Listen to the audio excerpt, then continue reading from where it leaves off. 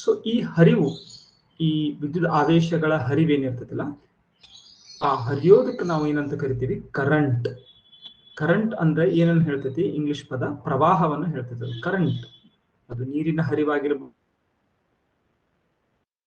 Electric current ಅಂದ್ರೆ ವಿದ್ಯುತ್ತಿನ ಹರಿವು, ವಿದ್ಯುತ್ ಆವೇಶಗಳ ಹರಿವು. ಹರಿವನ್ನು ನೀವು ಮನಸ್ಸಿನಲ್ಲಿ ಕಲ್ಪನೆ ಮಾಡ್ಬೇಕು.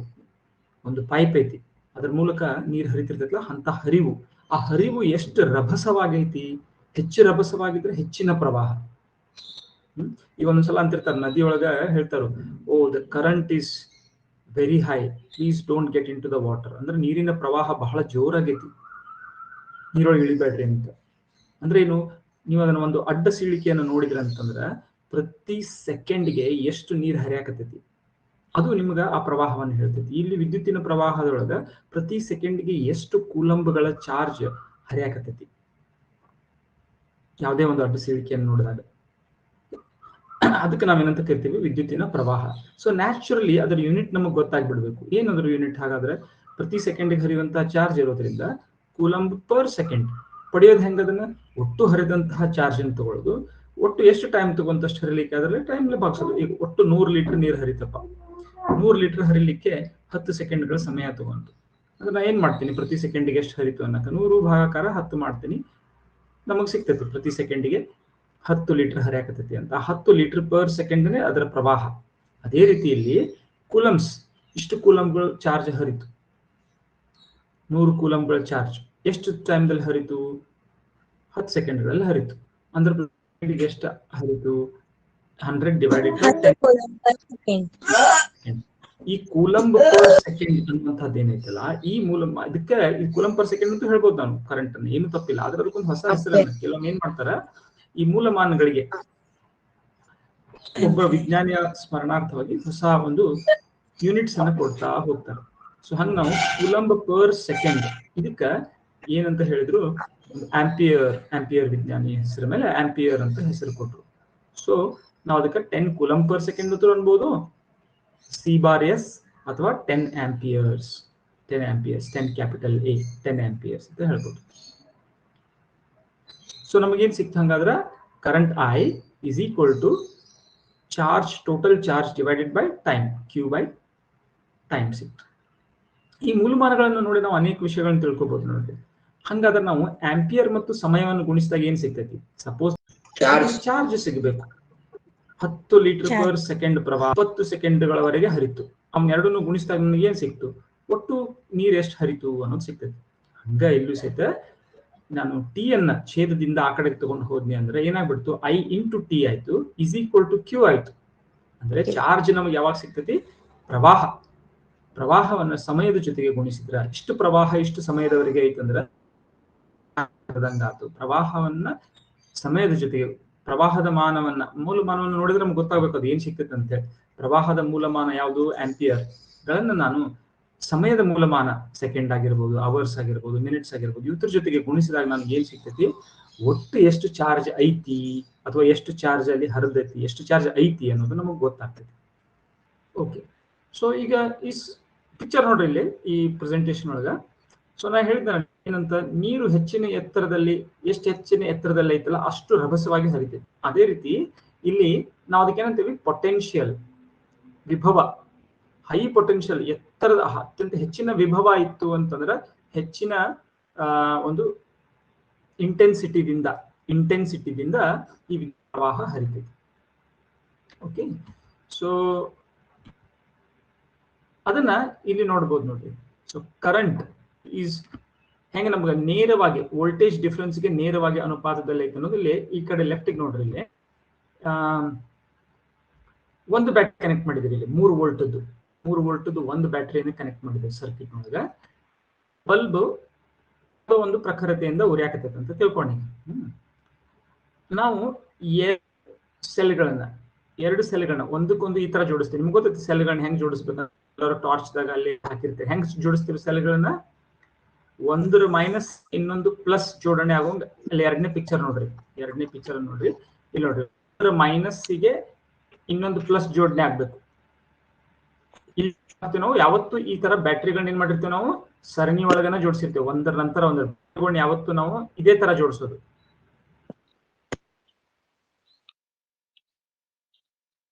ಸೊ ಹೀಗೆ ಜೋಡಿಸಿದಾಗ ನಮ್ಗೆ ಎಷ್ಟು ವೋಲ್ಟೇಜ್ ಸಿಗ್ತತಿ? ಆದ್ರೆ ಎಷ್ಟಾಗ್ತತಿ ಇಲ್ಲಿ ವಿಭವ ಅಂತ 6 ವೋಲ್ಟ್ಗಳದ್ದು. ಸೊ ಈಗ ನಿಮ್ಗೆ ಇದು ಗೊತ್ತಾಯ್ತು. ಬ್ಯಾಟ್ರಿಗಳನ್ನ ನಾವು ಹೆಂಗ್ ಕನೆಕ್ಟ್ ಮಾಡ್ತೀವಿ? ಒಂದರಾದ ನಂತರ ಒಂದ್ ಈ ತರ ಮೈನಸ್ಗೆ ಪ್ಲಸ್ ಆಗೋ ಕನೆಕ್ಟ್ ಮಾಡಿದಾಗ ಇವ್ ಎರಡು ತರದ್ದು ವಿಭವ ನಡುಕಿನ ಪಾಯಿಂಟ್ ಏನಾಗ್ಬಿಡ್ತು? ಸೇಮ್ ವಿಭವದೊಳಗೆ ಬಂತು. ಈ ಮೈನಸ್ ಇಂದ ಈ ಪ್ಲಸ್ ಇದುವರೆಗೆ ಎಷ್ಟು ವಿಭವಾಂತರ ಆದಂಗಾತು? ಟೋಟಲ್ 3 + 3 6 ವೋಲ್ಟ್ ಆತದು ಬ್ಯಾಟ್ರಿ. 6 ವೋಲ್ಟ್ ಬ್ಯಾಟ್ರಿ ಇದ್ದಂಗನ ಆತು. ಬಹಳಷ್ಟು ಮಂದಿ ಈ ವೋಲ್ಟೇಜ್ ಏನಂತ ತಿಳ್ಕೊತಾರಂದ್ರ ಆ ಬ್ಯಾಟ್ರಿಯ ಕೆಪಾಸಿಟಿ ಅಂತ ತಿಳ್ಕೊತಾರ. ಅಲ್ಲ, ಬ್ಯಾಟ್ರಿಯ ಸಾಮರ್ಥ್ಯ ಅಲ್ಲ ಇದು ವೋಲ್ಟೇಜ್ ಅನ್ನೋದು.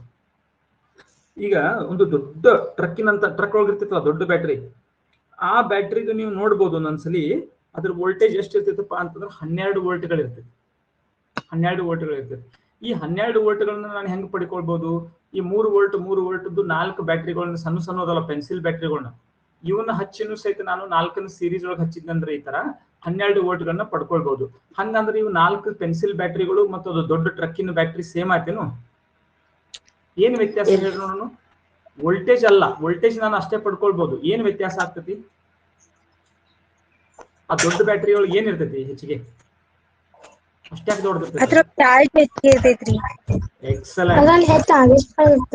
ಅದ್ರೊಳಗೆ ಹೆಚ್ಚಿನ ಆವೇಶ, ಅದ್ರೊಳಗೆ ಚಾರ್ಜ್ ಹೆಚ್ಚಿಗೆ ಇರ್ತೈತಿ. ನೀವು 12 ವೋಲ್ಟೇಜ್ ಬೇರೆ ವಿಷಯ, ಚಾರ್ಜ್ ಬೇರೆ ವಿಷಯ. ನೋಡ್ರಿ, ವೋಲ್ಟೇಜ್ 12 ವೋಲ್ಟನ್ನೇ ಅದು ಸಪ್ಲೈ ಮಾಡ್ಬೋದು, ಇದು 12 ವೋಲ್ಟನ್ನೇ ಸಪ್ಲೈ ಮಾಡ್ಬೋದು. ಆದ್ರ ಈ 12 ವೋಲ್ಟೇಜ್ ನಿಂದ ನಾನು ಒಂದು ಸಪೋಸ್ ನಾನು 1 ಆಂಪಿಯರ್ ಕರೆಂಟ್ ಅನ್ನು ತಕ್ಕೊಳತ್ತೇನೆ ಅಂತ ತಿಳ್ಕೊರಿ. 1 ಆಂಪಿಯರ್ ನಾನು ಆತರ ಒಂದು ಉಪಕರಣವನ್ನು ಬಳಸಿದ್ದೀನಿ. ಅದು 1 ಆಂಪಿಯರ್ ಕರೆಂಟ್ ಅನ್ನು ಜಗಿತೈತಿ. ಇದರಿಂದ ಆ 1 ಆಂಪಿಯರ್ ಕರೆಂಟ್ ಅನ್ನು ಜಗಿತಪ್ಪ ಅಂತಂದ್ರ ಈ ಸಣ್ಣ ಬ್ಯಾಟ್ರಿ ಏನದಾವಲ್ಲ ಇವು ಸಣ್ಣಗಳು, ಇವು ಲಗುನ ಖಾಲಿ ಆಗಿಬಿಡ್ತಾವ. ಯಾರ್ದೋ ಒಂದು ಅನ್ಮ್ಯೂಟ್ ಆಗೈತಿ, ಸ್ವಲ್ಪ ಮ್ಯೂಟ್ ಮಾಡ್ರಿ. ಇದು ಲಗುನ ಖಾಲಿ ಆಗಿಬಿಡ್ತೈತಿ. ಯಾವ್ದು ಸಣ್ಣ ಬ್ಯಾಟ್ರಿ ಇತ್ತಂದ್ರ. ಯಾಕಂದ್ರೆ ಅದ್ರೊಳಗ ಒಟ್ಟು ಅದು ಟ್ಯಾಂಕ ಸಣ್ಣದದು. ಟ್ಯಾಂಕ್ ಆಗತ್ತೆ ನೀವು ಯೋಚನೆ ಮಾಡ್ಬೋದು. ಇದು ಸಣ್ಣ ಟ್ಯಾಂಕ್. ಇದು ಅಷ್ಟೇ ಪ್ರವಾಹ, ಅಷ್ಟೇ ಒಂದು ರಭಸದಿಂದ ನಾವು ನೀರನ್ನು ಜಗ್ಗಿ ಬಿಟ್ಟಿವಿಪ್ಪ, ಬಾಳ ಹೊತ್ತು ಬರಂಗಿಲ್ಲ, ಸ್ವಲ್ಪ ಹೊತ್ತಿಗೆ ಖಾಲಿ ಆಗಿಬಿಡ್ತದೆ ಟ್ಯಾಂಕ್. ಅದೇ ದೊಡ್ಡದು ನೀವು ಟ್ರಕ್ಕಿನ್ ಬ್ಯಾಟ್ರಿ ಇತ್ತು ಅಂದ್ರೆ ದೊಡ್ಡ ಟ್ಯಾಂಕ್ ಇದ್ದಂಗ ಅದು. ನೀವು ಅದೇ ಪ್ರವಾಹವನ್ನ ಬಹಳ ಹೊತ್ತಿನವರೆಗೆ ಹರಿಸಬಹುದು. ಅದೇ ಅಷ್ಟೇ ಪ್ರವಾಹ, ಅದೆಷ್ಟು ಐತಿ 1 ಆಂಪಿಯರ್ ಐತಿ ಅಂತ ತಿಳ್ಕೊರಿ ಪ್ರವಾಹ, ಬಹಳ ಹೊತ್ತಿನವರೆಗೆ ಹರಿಸಬಹುದು. ಹಂಗೆ ವೋಲ್ಟೇಜ್ ಡಿಫ್ರೆನ್ಸ್ ಎರಡು ಕಡೆ, ಅಲ್ಲೂ 12 ವೋಲ್ಟ್, ಇಲ್ಲೂ 12 ವೋಲ್ಟ್. ಓಕೆ, ಬಹಳಷ್ಟು ಮಂದಿ ತಿಳ್ಕೊತಾರು ದೊಡ್ಡ ಬ್ಯಾಟ್ರಿ ಅಂದ್ರೆ ಅದಕ್ಕೆ ಹೆಚ್ಚಿಗೆ ವೋಲ್ಟ್ ಇರಬೇಕು ಅಂತ. ಹಂಗೇನಿಲ್ಲ. ಓಕೆ, ಸೊ ಇದೇ 3 ವೋಲ್ಟ್ ಬ್ಯಾಟ್ರಿನ ನಿಮ್ಗೆ ದಪ್ಪ ಅಂದ್ ಬ್ಯಾಟ್ರಿನೂ ಬರ್ಬೋದು 3 ವೋಲ್ಟ್. ಹಂಗೆ. ಓಕೆ, ಸೊ ಇದು ನಿಮಗೆ ಏನ್ ಗೊತ್ತಾಗ್ತಿದ್ರಿಂದ ಕರೆಂಟ್ ಈಸ್, ಈಗ ನೋಡ್ರಿ ಇಲ್ಲಿ 2 ಬ್ಯಾಟ್ರಿಗಳನ್ನ ಹಚ್ಚಿದಾಗ ಅಂದ್ರೆ ಏನು 6 ವೋಲ್ಟ್ ಮಾಡಿದಾಗ ಬಲ್ಬ್ ಏನಾಗ್ಬಿಟ್ಟೈತಿ ನೋಡ್ರಿ, ಸ್ವಲ್ಪ ಹೆಚ್ಚಿಗೆ ಪ್ರಖರವಾಗಿ ಉರಿಯಾಕತ್ತೈತಿ. ಅಂದ್ರೆ ಏನಾಯ್ತು, ಈ ಕರೆಂಟ್ ಐತಲ್ಲ ಇದು ವೋಲ್ಟೇಜ್ಗೆ ನೇರವಾದ ಅನುಪಾತದಲ್ಲಿ ಇರ್ತೈತಿ. ಇದು ಕಾಮನ್ ಸೆನ್ಸ್ ಐತಿ. ಇಲ್ಲಿ ನೋಡ್ರಿ, ನೀರಿನ ಪ್ರವಾಹ ಅದ್ರ ಆ ಟ್ಯಾಂಕ್ ಅದ ಎತ್ತರಕ್ಕೆ ನೇರವಾದ ಅನುಪಾತದಲ್ಲಿ ಇರ್ತೈತಿ. ಕಡಿಮೆ ಎತ್ತರದಲ್ಲಿ ಟ್ಯಾಂಕ್ ಇತ್ತಪ್ಪ ಅಂತಂದ್ರ ಪ್ರವಾಹ ಕಡಿಮೆ ಇರ್ತೈತಿ. ಇಲ್ಲಿ ತೋರ್ಸಾರ ನೋಡ್ರಿ ಚಿತ್ರದೊಳಗೆ, ಇಲ್ಲಿ 2ನೇ ಚಿತ್ರದೊಳಗೆ ಹೆಂಗೆ ಐತಿ ನೋಡ್ರಿ, ಇಲ್ಲಿ ನಳದಾಗಿನ ನೀರ ಅಷ್ಟು ಜೋರಾಗಿ ಬರ್ತಾ ಇಲ್ಲ. ಅದೇ ಮೊದಲನೇ ಚಿತ್ರದೊಳಗೆ ನೋಡ್ರಿ, ಟ್ಯಾಂಕ್ ಎತ್ತರದ ಮೇಲೆ ಐತಿ, ಅವಾಗ ಏನಾಗ್ಬಿಡ್ತೈತಿ ಒಮ್ಮೆ ನೀರಿನ ಪ್ರವಾಹ ಹೆಚ್ಚಾಗ್ತೈತಿ ನೋಡ್ರಿ. ಅಲ್ಲಿ ಅದ್ರ ಇಂಟೆನ್ಸಿಟಿ, ಅದರ ಒಂದು ಇಂಟೆನ್ಸಿಟಿ ಏನೈತಿಲ್ಲ ಅದ್ರದ್ದು, ಅದು ಹೆಚ್ಚಾಗ್ತೈತಿ ನೋಡ್ರಿ. ಸೊ ನಮ್ಗೇನ್ ಗೊತ್ತಾಯ್ತು, I is directly proportional to V. Current voltage ಹೆಚ್ಚಾದಂಗ ಕರೆಂಟ್ ಹೆಚ್ಚಾಗ್ತದೆ. ವೋಲ್ಟೇಜ್ ಇನ್ಫ್ಯಾಕ್ಟ್ ಡಬಲ್ ಆತಂದ್ರೆ ಕರೆಂಟ್ ಎಷ್ಟಿತ್ತು ಅದು ಡಬಲ್ ಆಗ್ತದೆ. ಅದೇ ಸರ್ಕಿಟ್ ಇಟ್ಕೊಂಡು, ಸರ್ಕಿಟ್ ಅದ ಐತೆ ಅಂತ ತಿಳ್ಕೊಂಡು, ಇಲ್ಲಿ ನೋಡ್ರಿ ಎರಡು ಕಡೆ ಒಂದೇ ಸರ್ಕಿಟ್ ಐತಿ, ಒಂದೇ ಬಲ್ಬ್ ಐತಿ. ಮತ್ತು ಅದೇ ಸರ್ಕಿಟ್ ಇಟ್ಕೊಂಡು ವೋಲ್ಟೇಜ್ ನ ಡಬಲ್ ಮಾಡಿದ್ರೆ ಕರೆಂಟ್ ಸರ್ಕಿಟ್ನಾಗ ಡಬಲ್ ಆಕೈತಿ. ವೋಲ್ಟೇಜ್ ನ 3 ಪಟ್ಟು ಮಾಡಿದ್ರೆ ಕರೆಂಟ್ 3 ಪಟ್ಟು ಆಕೈತಿ. ವೋಲ್ಟೇಜ್ ನ 10 ಪಟ್ಟು ಮಾಡಿದ್ರೆ ಕರೆಂಟ್ ಸಹಿತ ಏನಾಗ್ತೈತಿ 10 ಪಟ್ಟು ಆಗ್ತೈತಿ. ಅರ್ಥ ಆಯ್ತು ಈ ವಿಷಯ? ಓಕೆ. ಇನ್ನ ವೋಲ್ಟೇಜ್ ಒಳಗ ಕೇವಲ ಈ ಒಂದು ಸರ್ಕ್ಯೂಟ್ ನೊಳಗ ಕೇವಲ ವೋಲ್ಟೇಜ್ ಅಷ್ಟ ಒಂದು ರೋಲ್ ಅನ್ನು ಪ್ಲೇ ಮಾಡೋದಿಲ್ಲ. ಆ ಸರ್ಕ್ಯೂಟ್ ಒಳಗ ಈ ವಿದ್ಯುತ್ ಶಕ್ತಿ ಹರಿಲಿಕ್ಕೆ ಎಷ್ಟು ರೋಧ ಐತಿ ಅನ್ನೋದನ್ನು, ಈಗ ಫಾರ್ ಎಕ್ಸಾಂಪಲ್ ನೀರಿನ ವಿಷಯನ ತಗೊಂಡೀಗ, ಟ್ಯಾಂಕ್ 2 ಟ್ಯಾಂಕ್ಗಳು ಅದಾವ, ಅದೇ ಹೈಟ್ಗೆ ಅದಾವ. ಒಂದು ವಿದ್ಯುತ್ ಮಂಡಲದಲ್ಲಿ ಎಷ್ಟು ಪ್ರವಾಹ ಹರಿತೈತಪ್ಪ ಅನ್ನೋದಕ್ಕ ಒಂದೇನು ನೋಡಿದೀವಿ. ಏನಪ್ಪಾ ಅಂತಂದ್ರ ಅದರಲ್ಲಿ ರೋಧ ಎಷ್ಟೈತಿ, ರೋಧ ಬರ್ತೈತಿಲ್ಲ, ರೆಸಿಸ್ಟೆನ್ಸ್ ಅಥವಾ ಅಡೆತಡೆ ಎಷ್ಟೈತಿ. ಈಗ ನೀರು ಒಂದೇ ಎತ್ತರದಲ್ಲಿ ಟ್ಯಾಂಕ್ ಐತಿ, ಅದರಿಂದ ನಾವು ತಗೊಳಕತ್ತೀವಿ. ಆದ್ರ ಸಣ್ಣ ಪೈಪ್, ಅತ್ಯಂತ ಕಿರಿದಾದ ಪೈಪ್ ನಿಂದ ತಗೊಳಕತ್ತಿದ್ದೀವಿ. ಇನ್ನೊಂದು ದಪ್ಪನಾದ ಒಂದು ಬಹಳ ಅಗಲವಾದ ಪೈಪ್ ನಿಂದ ತಗೊಳಕತ್ತೀವಿ. ಪ್ರತಿ ಸೆಕೆಂಡ್ ಹೆಚ್ಚಿಗೆ ಹರಿತೈತಿ. ಕಿರಿದಾದ ಪೈಪ್ ಇದ್ದಾಗ ಹರಿತೈತೋ ಏನ್ ಬಹಳ ಅಗಲ ಪೈಪ್ ಇದ್ದಾಗ ಪ್ರತಿ ಸೆಕೆಂಡ್ ಹೆಚ್ಚಿಗೆ? ಪೈಪ್ ಸಣ್ಣದಿದ್ದಾಗ್ರಿ. ಪೈಪ್ ಸಣ್ಣದಿದ್ದಾಗ್ರಿ. ನಿಮ್ಗೆ ಯಾಕೆ ಹಂಗ ಅನ್ಸಾಕತೈತಿ ಅಂತಂದ್ರ, ಈಗ ನಾವು ಒಂದು ಯೋಚನೆ ಮಾಡ್ರಿ, ಒಂದು ಐತಿ ಅದನ್ನ ಒಂದು ಅತ್ಯಂತ ಸಣ್ಣ ನಾಳ, ಈ ಸಲೈನ್ ಅದು ಇದ್ರಾಗ ಹಚ್ತಾರಲ್ಲ, ಎಲ್ಲಿ ಹಾಸ್ಪಿಟಲ್ ಹಚ್ತಾರಲ್ಲ, ಅಂತದೊಂದು ಸಣ್ಣ ಪೈಪ್ ಹಚ್ಬಿಟ್ಟೇನೆ ನಾನು. ಅದಕ್ಕೆ ಎರಡು ಟ್ಯಾಂಕ್ಗಳನ್ನು ಜಾಯಿನ್ ಮಾಡಿದ್ದೀವಿ, ಗೊತ್ತೈತಲ್ಲ ನಿಮ್ಗೆ? ಎರಡು ಟ್ಯಾಂಕ್ಗಳನ್ನು ಜಾಯಿನ್ ಮಾಡಿದ್ವಿ ನಾವು. ಒಂದು ನಿಮಿಷ, ಪಾಯಿಂಟ್ ನಾನು ಪೆನ್ ತಗೋತೀನಿ. ಸೊ ಈ ತರ ಸ್ಕ್ರೀನ್ ಕಾಣಾಕ್ತೈತಲ್ಲ ನಿಮ್ಗೆ? ಓಕೆ. ಸೊ ಹೀಗ ಸೊ ನಾವು ಇಲ್ಲಿಂದ ಅತ್ಯಂತ ಒಂದು ಸಣ್ಣ ಒಂದು ಇದು ತಗೊಂಡಿದ್ದೇವೆ. ಆಲ್ಮೋಸ್ಟ್ ಸಲೈನ್ ಅದು ಹಚ್ಚಾಕ್ ಯೂಸ್ ಮಾಡ್ತಾರಲ್ಲ, ಅಂತದೊಂದು ಸಣ್ಣ ಪೈಪ್ ತಗೊಂಡಿದ್ಬಿಟ್ಟು ಈಗ ನಾನು ಈ ಒಂದು ಕ್ರಾಸ್ ಸೆಕ್ಷನ್ ನೋಡ್ರಿ, ಇಲ್ಲಿ ಪ್ರತಿ ಸೆಕೆಂಡ್ ಹರಿಯಾಕತ್ತೆ ಅಂತ ನೋಡೋಣ. ಈ ತರ ಸಣ್ಣ ಪೈಪ್ ಇದ್ದಾಗ ಹರಿತೈತೋ ಏನಿಲ್ಲ, ದೊಡ್ಡದೊಂದು ರಂಧ್ರ ಮಾಡಿ ಹಿಂಗ ದೊಡ್ಡ ಪೈಪ್ ಇಲ್ಲಿ ಜಾಯಿನ್ ಮಾಡ್ಬಿಡ್ತಾನೆ, ಅವಾಗ ಹೆಚ್ಚಿಗೆ ಹರಿತೈತು. ದೊಡ್ಡ ಪೈಪ್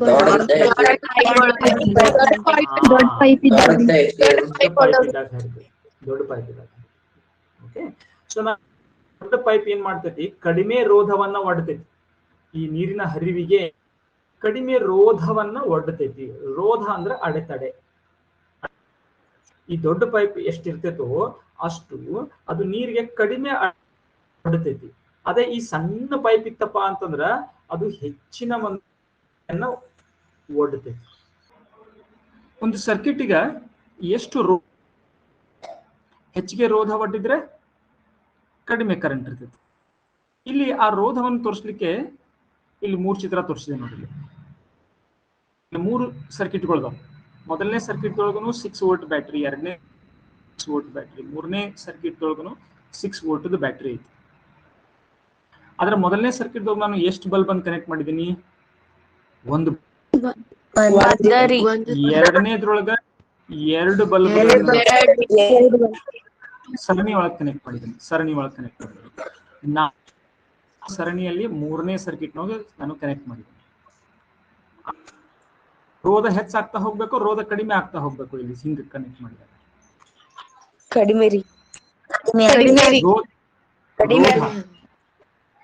ರೋಧ ಅಂದ್ರೆ ಏನು?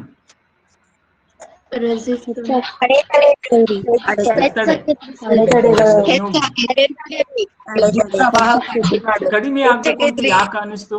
ಕಡಿಮೆ ಆಗ್ಬೇಕು ಅಂತ ಈಗ ನೋಡ್ರಿ, ಆ ಮೊದಲನೇ ಬಲ್ಬ್ದಾಗೂ ದಾಟಬೇಕು, ಎರಡನೇ ಬಲ್ಬ್ದಾಗಿನ ಒಂದು ರೆಸಿಸ್ಟೆನ್ಸ್ ದಾಟಬೇಕು, 4ನೇದ್ರಾಗಿಯೂ ದಾಟಬೇಕು.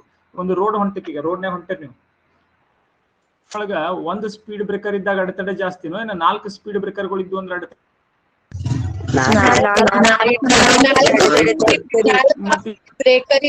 ರೋಧ ಅಂತ ಕಡಿಮೆ ಇದ್ದಾಗ ಅಂತ ಅನಿಸ್ತಲ್ಲ. ಖುಷಿ ಯಾವಾಗ ನಿನ್ಗೆ? ಯಾಕೆ ಅನಿಸ್ತು? ಏನಾದ್ರು ಕಾರಣ ಆಯ್ತು ಅದಕ್ಕೆ? ಇಲ್ರಿ, ನೀವ್ರಿ ಆಗ್ಲೇ ನೀರಿನ ಪೈಪ್ ಬಗ್ಗೆ ಹೇಳಿದ್ರಿ, ಹಂಗ ತಿಂಕ್ ಮಾಡಿ. ಸಿಂಪಲ್ ಆಗಿ ಯೋಚನೆ ಮಾಡ್ರಿ. ನೀರಿ ಬಿಟ್ರಿ ಯಾಕೆ ನೀವು ಗದ್ದೆ ಹಡ್ಸ್ಕೊಂಡ್ರ? ಅವಾಗ ಸಣ್ಣ ಪೈಪ್ ಇದ್ದಾಗ ಕಡಿಮೆ ಅಂತ ತಿಳ್ಕೊಂಡ್ಬಿಟ್ರಿ ನೀವು. ಅಲ್ಲಿ ಹಂಗ ಯಾಕಾಯ್ತು ಅಂತಂದ್ರೆ ನಿಮ್ಗೇನ್ ಅನಿಸ್ತು? ನೀರು ಬಾಳ ಜೋರಾಗಿ ಜಿಗಿತೈತೆ ಅವಾಗ ಪೈಪ್ ಇದ್ದಾಗ. ಅಗಲ ಪೈಪ್ ಇದ್ದಾಗ ಅಷ್ಟೊಂದು ಜೋರಾಗಿ ಜಿಗಿಯಂಗಿಲ್ಲ ಅನಿಸ್ತು, ಹೌದಿಲ್ವಾ? ಸರಿ, ಅಡೆತಡೆ ಯಾಕೆ ಜಾಸ್ತಿ ಆಗ್ಬೇಕು? 4 ಲೈಟ್ ಅದಲ್ಲ ರೀ. ಈಗ ಕರೆಂಟ್ ಅದ್ರಾಗಿಂದ ಹೊಂಟಿದಾವ. ಅವು ಪ್ರತಿಯೊಂದು ಈ ಬಲ್ಬ್ ನಲ್ಲಿ ದಾಟಿದ ಕೂಡಲೇ ದಾಟಬೇಕಾತಂದ್ರ ಅದಕ್ಕಲ್ಲಿ ಸ್ವಲ್ಪ ಅಡೆತಡೆ ಆಗೋದ್ರಿಂದನೇ ನಾವು ಅಲ್ಲಿ ಏನ್ ಮಾಡಕ್ ಸಾಧ್ಯ, ಅದ್ರದ್ದು ಹೀಟ್ ಅನ್ನ ಜನರೇಟ್ ಮಾಡಕ್ ಸಾಧ್ಯ. ಈಗ ಒಂದು ಗಾಡಿ ಹೊಂಟೈತಿ, ಗಾಡಿ ಹೋಗ್ಬೇಕಾದ್ರೆ ಅದಕ್ಕೆ ಏನಾದ್ರೂ ಒಡ್ಡಿದ್ವಿ ಅಂತ ತಿಳ್ಕೊಳ್ಳಿ. ಅವಾಗ ನಾವಲ್ಲಿ ಏನ್ ಮಾಡ್ಬೋದು? ಘರ್ಷಣೆ ಉಂಟು ಮಾಡಿ ಏನ್ ಮಾಡ್ಕೋಬಹುದು ನಾವು? ಅದರಿಂದ ಹೀಟ್ ಅನ್ನ ಜನರೇಟ್ ಮಾಡ್ಕೋಬಹುದು. ಆಕ್ಚುಲಿ ಬಲ್ಬ್ ಉರಿಬೇಕಾತಂದ್ರೆ ಒಳಗೊಂದು, ಈಗ ನಾರ್ಮಲ್ ಬಲ್ಬ್ ತಗೊಂಡು, LED ಬಲ್ಬ್ ಅದು ಬೇಡ, ಹಳೆ ಕಡೆ ಒಂದು ಸಣ್ಣ ಫಿಲಮೆಂಟ್ ಇರ್ತೈತಿ, ಬಹಳಷ್ಟು ಬಹಳಷ್ಟು ಬಹಳಷ್ಟು ಬಹಳಷ್ಟು ಸಣ್ಣ ತಂತಿಯನ್ನು. ಓಕೆ, ನಿಮಗೆ ವಿಕಾಸ್ ಗೊತ್ತಾಯ್ತು ಈಗ ಯಾಕೆ ಹಿಂಗಾಗ್ಬೋದು ಅಂತ. ಹೆಚ್ಚಿಗೆ ಒಂದರ ಈ ತರ ಕನೆಕ್ಟ್ ಮಾಡಿರ್ಬೇಕು ನಾನು ಹೇಳಕತ್ತೀನಿ. ಇದಕ್ಕೆ ನಾವೇನಂತೀವಿ ಸರಣಿ ಜೋಡಣೆ. ಸರಣಿ ಒಳಗೆ ಹಾಕಿದೇವೆ. ಒಂದು ಸರಣಿ ಅಂದ್ರೆ ಏನು? ಸಿರೀಸ್, ಒಂದಾದ್ಮೇಲೆ ಒಂದಾದ್ಮೇಲೆ ಒಂದಾದ್ಮೇಲೆ ಬರಕತ್ತಾವ. ಹಿಂಗಿದ್ದಾಗ ಏನಾಗ್ತೈತಿ, ಜೋಡಣೆ ಮಾಡ್ಬೋದು, ನಾವು ಬೇರೆ ರೀತಿಯ ಜೋಡಣೆ ಮಾಡ್ಬೋದು, ಅದನ್ನ ಆಮೇಲೆ ನೋಡೋಣ ಅಂತ. ಇವನ್ನ ಜೋಡಣೆಗಳನ್ನ ಜೋಡಣೆ ಮಾಡಿದಾಗ ಏನಾಗ್ತೈತಿ ಅದನ್ನ ಆಮೇಲೆ ನೋಡೋಣ ಅಂತ. ಆದ್ರೆ ಈಗ ಸಿಂಪಲ್ ಆಗಿ ತಿಳ್ಕೊರಿ, ಅಲ್ಲಿ ರೆಸಿಸ್ಟೆನ್ಸ್ ಅನ್ನ ಮೆಜರ್ ಮಾಡ್ಲಿಕ್ಕೆ ಒಂದು ಯೂನಿಟ್ ಅನ್ನು ತೋರಿಸಿದೆ ನೋಡ್ರಿ. ರೆಸಿಸ್ಟೆನ್ಸ್ ಆ ಸಿಂಬಲ್ ಐತಲ್ಲ, ಅದಕ್ಕೂ ಹಿಂಗೊಂದು ಸಿಂಬಲ್ ಐತಿ ನೋಡ್ರಿ, ಸಿಂಬಲ್ ಐತಿ ಓಂ. ಇದಕ್ಕ ಓಂ ಅಂತ ಕರೀತಾರೆ. ಓಂ ಅದು ಹೆಸರಿನ OHM, ಓಂ. ಓಂ ಒಬ್ಬ ವಿಜ್ಞಾನಿ ಹೆಸರು. ನಿಯಮ ಮಾಡಿದ, ಅದನ್ನ ನಾವೀಗ ನೋಡೋಣ ಅಂತ. ಓಮನ ನಿಯಮ ಬಹಳ ಮುಖ್ಯ, ಅಷ್ಟೇ ಸರಳವಾದ ನಿಯಮ. ಸೊ ಈ ಓಂ ನೋಡೋಕ್ಕಿಂತ ಮುಂಚೆ ಮೊದಲ ಇದನ್ನ ನೋಡೋಣ. ಈಗ ರೆಸಿಸ್ಟೆನ್ಸ್ ಇಫೆಕ್ಟ್ ಏನಾಗುತ್ತೆ ನೋಡ್ರಿ, ಇಲ್ಲಿ ಸೇಮ್ ಐತಿ. ಇದು 6 volts ವೋಲ್ಟೇಜ್, ಇದು 6 volts. ಆದ್ರೆ ಇಲ್ಲಿ ರೋಧ ಬರೀ 3 ಓಮ್ ಆಗ್ತೈತಿ. ಮತ್ತು 3 ಸರಣಿಯೊಳಗೆ ಜೋಡಿಸಿರೋದ್ರಿಂದ 6 ಓಮ್ಗಳ ರೋಧ ಆಗ್ತೈತಿ. 12 ಓಮ್ಗಳ ರೋಧ ಆಗ್ತೈತಿ. ಅಂದ್ರೆ ಏನು? ಅಡೆತಡೆ ಜಾಸ್ತಿ ಆಗತ್ತೆ. ಜಾಸ್ತಿ ಆದಾಗ ಏನಾಗ್ಬೇಕು? ಕರೆಂಟಿಗೆ ಕರೆಂಟ್ ಏನಾಗ್ತಾ ಹೋಗ್ತೈತಿ? ಕಡಿಮೆ ಆಗ್ತೈತಿ. ಹಾ, ಇದನ್ನ ನೀವು ನೋಡ್ಬೋದು. ಇಲ್ಲಿ ಕರೆಂಟ್ ಅನ್ನ, ಸರ್ಕ್ಯೂಟ್ ನಲ್ಲಿ ಕರೆಂಟ್ ಅನ್ನ, ಉಪಕರಣಗಳನ್ನ ಬಳಸಬಹುದು ನಾವು. ಈ ಉಪಕರಣಕ್ಕೆ ಅಮ್ಮೀಟರ್ ಅಂತ ಕರೀತಾರೆ. ಅಮ್ಮೀಟರ್.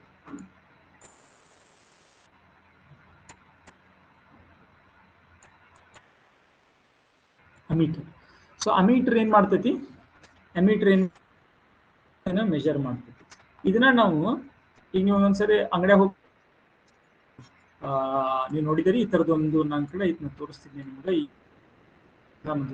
ತರದೊಂದು ಪ್ಲಾಸ್ಟಿಕ್ ಇದಿರ್ತೈತಿ, ಹಿಂಗಿರ್ತೈತಿ. ಹಿಂಗೊಂದು ದೊಡ್ಡದೊಂದು ನಾಬ್ ಇರ್ತೈತಿ ಟರ್ನ್ ಮಾಡಕ. ಇಲ್ಲಿ ಮ್ಯಾಲ ಉಪಕರಣ ನೋಡಿದಿರಿ. ಆಮೇಲೆ ಇಲ್ಲೆಲ್ಲ ಹಿಂಗ ಏನೇನೋ ಇರ್ತಾವ. ರಿಪೇರಿ ಶಾಪ್ನಾಗ ಅದು ಹೋದ್ರೆ ಈ ತರದ್ದು ಸಿ ಸಮ್ ಇದನ್ನ ನೀವೇನ್ ಮಾಡ್ಬೋದು, ಸರ್ಕ್ಯೂಟ್ ಇಲ್ಲಿ ಮ್ಯಾಲ ಇದ್ರ ಮೇಲೆ ಬಂದಿಲ್ಲಿ ಹಾಕಿ ನಾವೇನೋ ಇಲ್ಲಿ ಮೆಜರ್ ಮಾಡ್ತಾರೆ, ತೋರಿಸ್ತೈತೆ 12 ampere.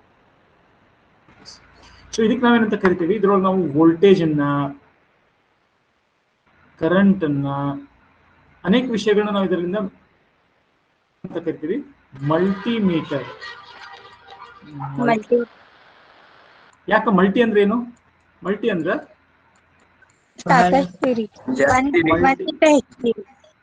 multi means many. Multi means many. What is many here? It can measure current, voltage, it can measure resistance, it can measure. It is called a multimeter. And it only current. ಯಾವ ಉಪಕರಣ ಕೇವಲ current ಅನ್ನು measure ಮಾಡ್ತೈತಿ? ammeter. Ammeter. Yeah. So only voltage is called a voltameter. Voltameter in current and audio current ammeter. Ammeter nu join ಮಾಡಿದ್ದಾರೆ. You can see this here. So in the first case amperes. In the ಮೊದಲನೇ case ಅಲ್ಲಿ ಏನು ತೋರಿಸಕ್ತೈತಿ? Current ಎಷ್ಟೈತಿ? ಎರಡನೇ case ಒಳಗೆ current ಎಷ್ಟೈತಿ? ಕಡಿಮೆ ಆಯ್ತು. ಮೂರನೇ ಕೇಸ್ ಒಳಗೆ ಎಷ್ಟಾಯ್ತು? half ampere. So from this what we can say is this. You see, what do you about direct proportion and inverse proportion? Near ಗೊತ್ತೈತಿ ಈಗಾಗಲೇ. So what, how ಇದನ್ನ ಹೆಂಗ್ ರೀಡ್ ಮಾಡ್ಬೇಕು ನಾನು?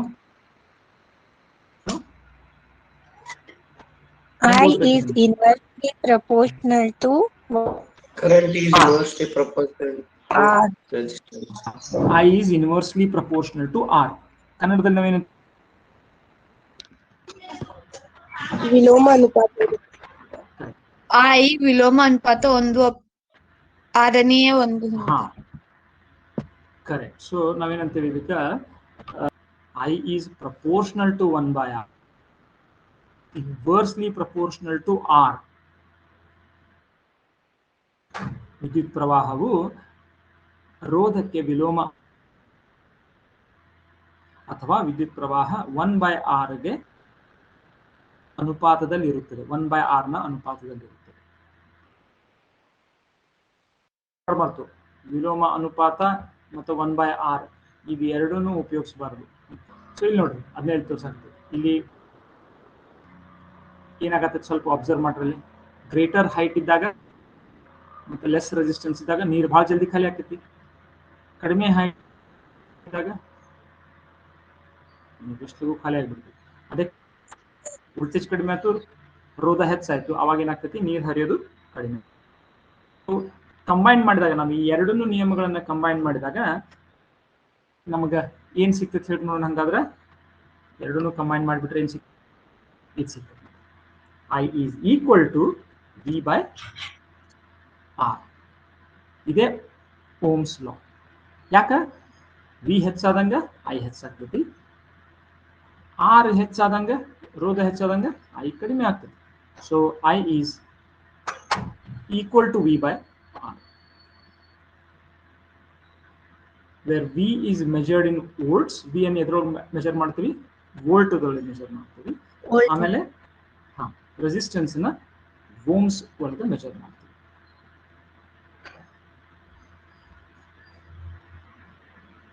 ಸೊ ಈಗ ನಾನು 1 ಓಮ್ ರೆಸಿಸ್ಟೆನ್ಸ್ ಅಂತ ಎದಕ್ಕೆ ಕರಿತೀನಿ, 1 ಓಮ್ ರೆಸಿಸ್ಟೆನ್ಸ್ ಅನ್ನ ಯಾವ್ದಕ್ಕೆ ಕರಿತೀನಿ, ಯಾವ ಒಂದು ಉಪಕರಣ ಅಥವಾ ಯಾವ ಉಪಕರಣ 1 ವೋಲ್ಟ್ ವಿಭವಾಂತರದಲ್ಲಿ ಇಟ್ಟಾಗ 1 ಆಂಪಿಯರ್ ಕರೆಂಟ್ ಅನ್ನು ಜಗ್ತೈತಿ, 1 ಆಂಪಿಯರ್ ಕರೆಂಟ್ ಅನ್ನು ಬಳಸ್ತೈತಿ, ಅದರ ರೋಧ ಎಷ್ಟಾಗಿರ್ತೈತಿ, 1 ಓಮ್ ಆಗಿರ್ತೈತಿ. ಯಾಕಂದ್ರೆ 1 ಹಾಕಿ ನೋಡ್ರಿ, R ಅನ್ನು ಲೆಫ್ಟ್ ಹ್ಯಾಂಡ್ ಸೈಡ್ ತಗೊಳ್ರಿ, I ಅನ್ನು ಛೇದದೊಳಗೆ ತಗೊಳ್ರಿ, R ಈಕ್ವಲ್ ಟು ಏನಾಯ್ತು ನೋಡಿ. ಇದನ್ನ ನಾವು 3 ರೀತಿಯಿಂದ ಬರಿಬಹುದು. ಯಾವ್ಯಾವ 3 ರೀತಿಯಿಂದ ಬರಿಬಹುದು, ಯಾರ್ಯಾರು ಬರೋದು ಎಲ್ಲರೂ ಬರೀರಿ, ಹೇಳ್ರಿ ನೋಡೋಣ. ಈಗ write it in 3 forms, the same thing, write it in 3 forms and tell me. I equal to V by R ಅನ್ನ there are 3 forms for this. ಏನಿದ್ದು ಫೇಮಸ್ ಫಾರ್ಮ್ ಏನೈತಿ, V equal to IR. ಇದು ನೆನಪಿಟ್ಕೊಳಕ ಮತ್ತು ಬಹಳ ಒಂದು ಎಲ್ಲರೂ like ಮಾಡುವಂತ ರೂಪ ಇದು. ಇದೇ formula V equal to IR, V equal to IR. ಆಮೇಲೆ ಇನ್ನೊಂದು ಹಂಗೆ ಬರ್ಕೋಬಹುದು, ರೋಧ equal to V by I. ಇದರಿಂದ ನಾನು ಹೇಳ್ಬೋದು ನೋಡ್ರಿ, ಎದಕ್ಕೆ ನಾನು 1 ಓಮ್ ಅಂತೀನಿ, ಏನೋ ಒಂದು ಐತೆ ಅಂತ ನಂದು, ಏನೋ ಒಂದು ಉಪಕರಣ ಐತೆ, ಏನೋ ಒಂದು ಬಲ್ಬ್ ಐತೆ ನಂದು. ಇದರದ್ದು ಈ ಬಲ್ಬದು ಇದ್ರ ರೋಧ 1 ಓಮ್ ಅಂತ ಯಾವಾಗ ಅಂತೇನೆ ನಾನು, ಯಾವಾಗ ಇದನ್ನ ನಾನು 1 ವೋಲ್ಟ್ ಬ್ಯಾಟ್ರಿ ಕನೆಕ್ಟ್ ಮಾಡಿದಾಗ, ಸಪೋಸ್ ಇದು 1 ವೋಲ್ಟ್ ಬ್ಯಾಟ್ರಿ ಕನೆಕ್ಟ್ ಮಾಡಿದ್ದೀನಿ, ಅವಾಗ ಇದು 1 ಆಂಪಿಯರ್ ಕರೆಂಟ್ ಅನ್ನ ಹರಿಸ್ತೈತಿ. ಹಂಗಿದ್ದಾಗ ಇದರ ರೋಧ ನಾವು ಎಷ್ಟು ಅಂತ ಕರಿತೀವಿ, 1 ಓಮ್ ಅಂತ ಕರಿತೀವಿ, 1 ಓಮ್ ಅಂತ ಕರಿತೀವಿ. ಅರ್ಥ ಆಯ್ತು ಹೇಳಾಗ್ತಿದ್ದು? ಸರಿ, ರೋಧದ ಮೂಲಮಾನ ಇದಿಲ್ರಿ? ಓಮ್ಸ್. ಓಮ್ ರೋಧದ ಮೂಲಮಾನ ohm.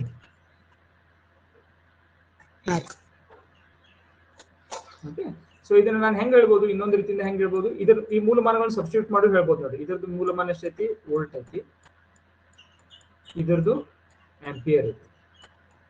So ohm is also equal to volt per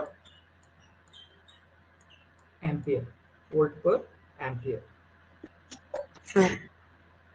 volt per ampere. ಅಂದ್ರೆ ಈಗ 1 ಆಂಪಿಯರ್ ಕರೆಂಟ್ ಅನ್ನ ಉತ್ಪತ್ತಿ ಮಾಡಲಿಕ್ಕೆ ಎಷ್ಟು ವೋಲ್ಟೇಜ್ ಬೇಕು?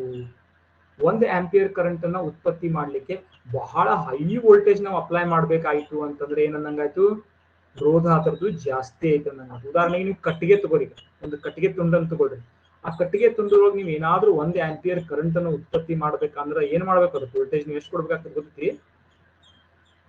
ದೊಡ್ಡ ವೋಲ್ಟೇಜ್ 11,000 ನೋಡಿರ್ತಿರಲ್ಲ, ಅತಿ ಹೈ ವೋಲ್ಟೇಜ್ ಇದ್ದು ಕರೆಂಟ್ ಅಥವಾ ಹೈ ವೋಲ್ಟೇಜ್ ಇದ್ದು, ಅಷ್ಟು ಹೈ ವೋಲ್ಟೇಜ್ ನೀವು ಅದಕ್ಕೆ ಏನಾದ್ರೂ ವಿಭವಾಂತರ ಕೊಟ್ಟರೆ ಏನಾದ್ರೂ ಅದ್ರೊಳಗೆ 1 ಆಂಪಿಯರ್ ಉತ್ಪತ್ತಿ ಆದಿತ್ತು. ಎಲ್ಲ ಇದ್ರ ಉತ್ಪತ್ತಿ ಆಗೋದಿಲ್ಲ 1 ಆಂಪಿಯರ್.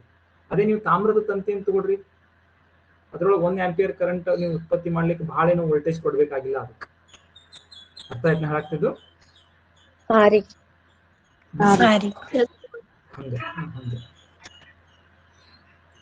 ಈಗ ಒಂದು ಅತ್ಯಂತ ಸಣ್ಣ ಕಿರಿದಾದ ಪೈಪ್ ಐತಿ, ಬಹಳ ಕಿರಿದ ಪೈಪ್ ಐತದ, ಬಿಡಿ ಸಣ್ಣ ಪೈಪ್ ಐತಿ.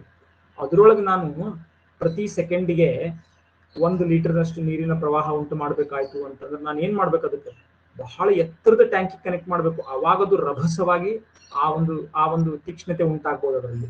ಎಷ್ಟು? 1 ಲೀಟರ್ ಪ್ರತಿ ಸೆಕೆಂಡಿಗೆ ಹರಿಯುವಷ್ಟು. ಅದೇ ಅಷ್ಟೇನು ಎತ್ತರದಲ್ಲಿ ಇರದಂತಹ 2 ಟ್ಯಾಂಕ್ಗಳನ್ನ ಅಷ್ಟು ಸಣ್ಣ ಕಿರಿದಾದ ಪೈಪ್ಲೆ ಕನೆಕ್ಟ್ ಮಾಡಿದ್ರೆ ಅವಾಗ ಏನಾಗ್ತೈತಿ? ನೀರು ತಟ ತಟ ಹನಿ ಹನಿ ಜೊತೆ ಹೋಗ್ತದೆ ಅಷ್ಟೇ. ಅರ್ಥ ಆಗತ್ತೆ ಸ್ವಲ್ಪ? ಸೊ ಓಮ್ಸ್ ರೋಧ ಏನ್ ಹೇಳ್ತೈತಿ? 1 ಆಂಪಿಯರ್ ಕರೆಂಟ್ ಅನ್ನ ಉತ್ಪತ್ತಿ ಮಾಡ್ಲಿಕ್ಕೆ ನಾನು ಅದಕ್ಕೆ ಎಷ್ಟು ವೋಲ್ಟೇಜ್ ಅನ್ನ ಅಪ್ಲೈ ಮಾಡ್ಬೇಕು, ಎಷ್ಟು ವೋಲ್ಟೇಜ್ ಅನ್ನ ಅಪ್ಲೈ ಮಾಡ್ಬೇಕು, ಅದು ಅದರ ರೋಧ.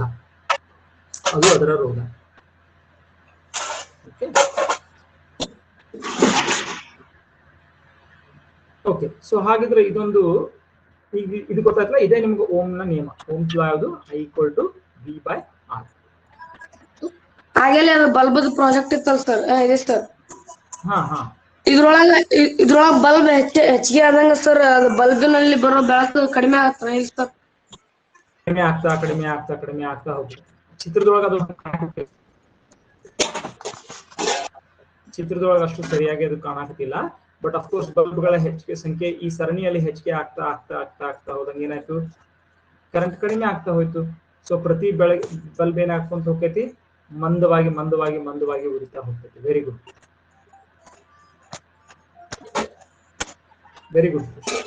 ಮತ್ತೆ ಆದ್ರೆ ನೆನಪಿರ್ಲಿ, ಬಲ್ಬ್ಗಳನ್ನ ನಾನು ಹೆಂಗೆ ಜೋಡಿಸಿದ್ದೇನೆ ಅನ್ನೋದ್ರ ಬಗ್ಗೆ ನೆನಪಿರ್ಲಿ. ನಾನು ಬಲ್ಬ್ ಆಮೇಲೆ ಬೇರೆ ರೀತಿಯಿಂದ ಒಂದ್ ಕಡೆ ಜೋಡಿಸ್ತೀವಿ, ಅವಾಗ ಬೇರೆ ಆಗ್ತೈತಿ, ಮಜಾ ಆಗ್ತೈತೆ ಅವಾಗ. ಈಗ ಬಲ್ಬ್ಗಳನ್ನ ಹೆಂಗೆ ಜೋಡಿಸಿದೇವೆ ಅಂತೀವಿ? ಇದಕ್ಕೆ ನಾವು ಯಾವ ಶಬ್ದ ಬಳಸ್ತೀವಿ? ಹೆಂಗೆ ಜೋಡಿಸಿದೇವೆ ಇದನ್ನ? ಸರಣಿಯ ರೂಪದಲ್ಲಿ. ಒಂದು ಮಾಲಿಕತೆ ಮಾಡಿದೆವು.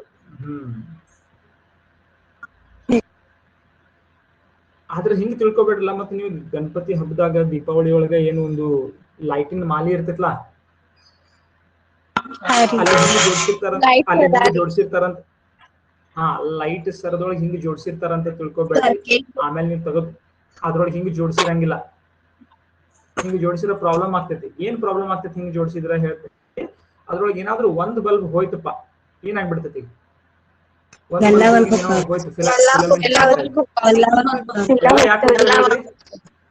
ಅದ್ರ ಮುಂದಿನ ಬಲ್ಬ್ ಕರೆಂಟ್ ಪಾಸ್ ಆಗಲ್ಲ.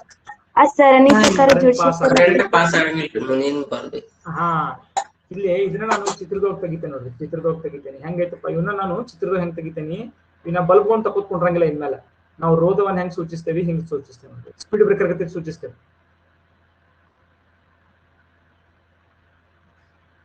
ಈ 3 ಬಲ್ಬ್ಗಳು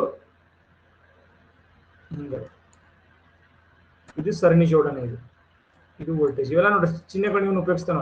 ಬ್ಯಾಟ್ರಿ ತೆಗೆದ್ನೆ, ಲೈಟ್ ತೆಗೆದ್ನೆ, ಫ್ಯಾನ್ ತೆಗೆದ್ನೆ ಮಾಡಂಗಿಲ್ಲ. ಅದ್ರ ಬದಲು ಏನ್ ಮಾಡ್ತೀವಿ? ಯಾವುದೇ ರೋಧವನ್ನ ಹಿಂಗ್ ಜೋಡಿಸ್ತೀವಿ.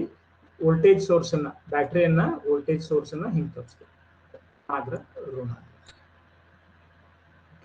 ಸೊ ಈಗ ನಾನು ಯಾವ್ದಾದ್ರು ಇಲ್ಲಿ ಕಟ್ ಆಯ್ತಪ್ಪ, ಯಾವ್ದಾದ್ರು ಒಂದು ಬಲ್ಬ್ ಹಾರಿತಂದ್ರೆ ಏನಾಗಿರ್ತೈತೆ? ಅಲ್ಲಿ ಇದ್ರ ಒಳಗಡೆ ಫಿಲಾಮೆಂಟ್ ಇರ್ತೈತಲ್ಲ, ಇದು ಟಂಗ್ಸ್ಟನ್ ಫಿಲಾಮೆಂಟ್ ಇರ್ತೈತಲ್ಲ, ಅದೇನಾಗ್ಬಿಡ್ತೈತಿ? ಕಟ್ ಆಗಿರ್ತೈತಿ. ಕಟ್ ಆಯ್ತಂದ್ರ ಏನಾಗ್ಬಿಡ್ತು? ಸರ್ಕ್ಯೂಟ್ ಏನಾಗ್ಬಿಡ್ತು? ಬ್ರೇಕ್ ಆಗ್ಬಿಡ್ತು. ಅಪೂರ್ಣಗೊಂಡಿತು. ನಾವೇನಂತ ಮಂಡಲವು ಅಪೂರ್ಣಗೊಂಡಿತು. ಮಂಡಲ ಏನಾಯ್ತು? ಸರ್ಕ್ಯೂಟಿಗೆ ನಾವೇನಂತೇವೆ? ಮಂಡಲ. ಸರ್ಕ್ಯೂಟ್ ಕಂಪ್ಲೀಟ್ ಆಗ್ಬೇಕು, ನಮಗೆ ಕರೆಂಟ್ ಹರಿಬೇಕು.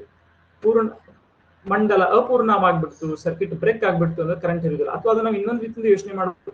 ಈ ಮಂಡಲ ಬ್ರೇಕ್ ಆಯ್ತು ಅಂದ್ರೆ ಇಲ್ಲಿ ಏನಾಗ್ಬಿಡ್ತು? ತಂತಿ ಹೋಗ್ಬಿಡ್ತು ಅಂದ್ರೆ ಅಲ್ಲಿ ಏನು ಬಂತು? ನಡುವೆ ಬಂತಲ್ಲಿ ಗಾಳಿ ಅಥವಾ ವ್ಯಾಕ್ಯೂಮ್ ಬಂತು. ಗಾಳಿ ಮತ್ತು ವ್ಯಾಕ್ಯೂಮದ ರೋಧ ಬಾಳ ಐತಿ. ಆಮೇಲೆ ಒಮ್ಮಿಗೆ ಏನಾಗ್ಬಿಡ್ತು? ಇದರ ರೋಧ ಬಹಳ ಹೆಚ್ಚಾಗ್ಬಿಡ್ತು. ಇದರ ರೋಧ ಇಲ್ಲಿ ಕಟ್ ಆಗ್ಬಿಡ್ತು ಅಂದ್ರೆ ಏನಾಗ್ಬಿಡ್ತು? ಇದ್ರ ರೋಧ ಬಹಳ ಹೆಚ್ಚಾಯ್ತು. ನೀವು ಹಂಗ ಏನ್ ತಿಳ್ಕೋಬಹುದು? ಹಂಗ ಇನ್ಫೈನೈಟ್ ಅನ್ಬಾರ್ದು. ಗಣಿತೊಳಗೆ ನೋಡಿದಾಗ ಅದನ್ನ ನೀವು ಅನ್ಕೊಳಬಹುದು ಅಷ್ಟೇ. ಬಹಳ ಇನ್ಫೈನೈಟ್ಲಿ ಹೆಚ್ಚಾಗ್ಬಿಡ್ತು. ರೋಧ ಇನ್ಫೈನೈಟ್ ಆಗ್ಬಿಡ್ತು ಅಂದ್ರೆ ಏನಾಯ್ತು ನೋಡ್ರಿ? ಈ ಸೂತ್ರಕ್ಕೆ ಹೋಗೋಣ. ಈಗ ಈ ಸೂತ್ರದೊಳಗೆ ರೋಧ ಬಹಳ ಆಗ್ಬಿಡ್ತು, ಇನ್ಫೈನೈಟ್ ಆಗ್ಬಿಡ್ತು. ರೋಧ ಕ್ಷೇತ್ರದೊಳಗೆ ಇನ್ಫೈನೈಟ್ ಆಗ್ಬಿಟ್ರೆ ಏನಾಗ್ತದೆ? ಐ ಎಷ್ಟಾಗ್ಬಿಡ್ತದೆ?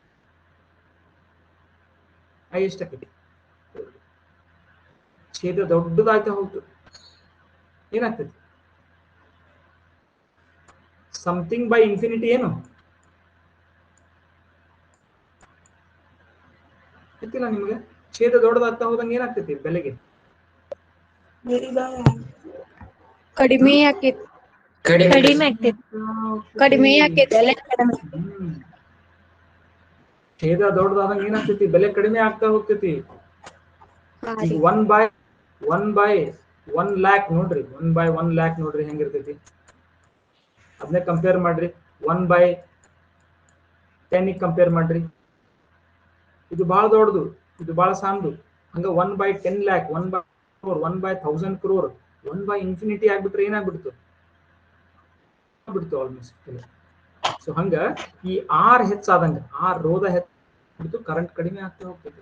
ಸೊ ಇಲ್ಲಿ ಸರ್ಕಿಟ್ ಬ್ರೇಕ್ ಆಯ್ತು ಅಂದ್ರೆ ನಾವೇನನ್ಬೋದು? ಒಮ್ಮಿಂದೊಂದ್ಗಡೆ ರೆಸಿಸ್ಟೆನ್ಸ್ ಬಂತು ಅಂತ ಅನ್ಬೋದು, ಇನ್ಫಿನೈಟ್ ರೆಸಿಸ್ಟೆನ್ಸ್ ಬಂತು ಅಂತ ಅನ್ಬೋದು.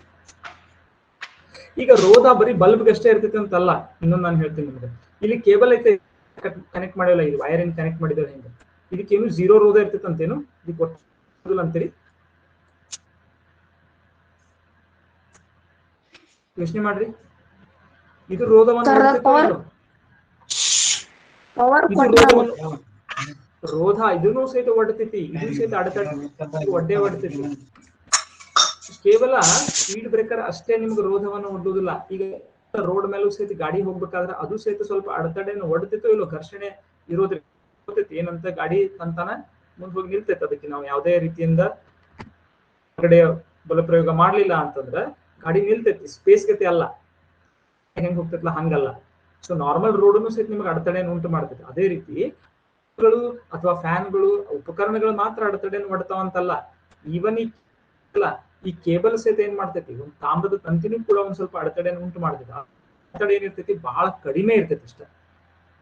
ತಾಮ್ರದ ಈ ನಾವು ವೈರ್ ಮಾಡಕ್ಕೆ ಯೂಸ್ ಮಾಡ್ತೇವಲ್ಲ, ಅದನ್ನ ತಾಮ್ರದ್ದಾಗ್ಲಿ ಅಲ್ಯೂಮಿನಿಯಂದಾಗ್ಲಿ ಯಾಕೆ ಬಳಸ್ತೇವಪ್ಪ? ನಾವು ಅಲ್ಲಿ ಕಟ್ಟಿಗೆಯನ್ನ ಅಥವಾ ರಬ್ಬರ್ ಅನ್ನ ಬಳಸೋದಿಲ್ಲ. ಯಾಕಂದ್ರೆ ಅಲ್ಲಿ ಆದಷ್ಟು ಕಡಿಮೆ ಆಗ್ಬೇಕು ಅನ್ನೋದಕ್ಕೋಸ್ಕರ ಅಷ್ಟ. ಅದ್ರ 0 ಆಗುದಿಲ್ಲ, ನೆನಪಿರ್ಲಿ. ಒಂದು ನಾವು ತಾಮ್ರದ ಕೇಬಲ್ ಸಹಿತ ಅದಕ್ಕೇನಿರ್ತೈತಿ, ಸ್ವಲ್ಪ ಇಲ್ಲ ಸ್ವಲ್ಪ ಏನಿರ್ತೈತಿ, ಅದಕ್ಕೆ ಇದ್ದೇ ಇರ್ತೈತಿ. ಬಹಳ ಕಡಿಮೆ ಇರ್ತೈತಿ ಅಷ್ಟೇ ತಾಮ್ರದ ತಂತಿದ್ರೆ. ಇದು ಇಲ್ಲಿವರೆಗೆ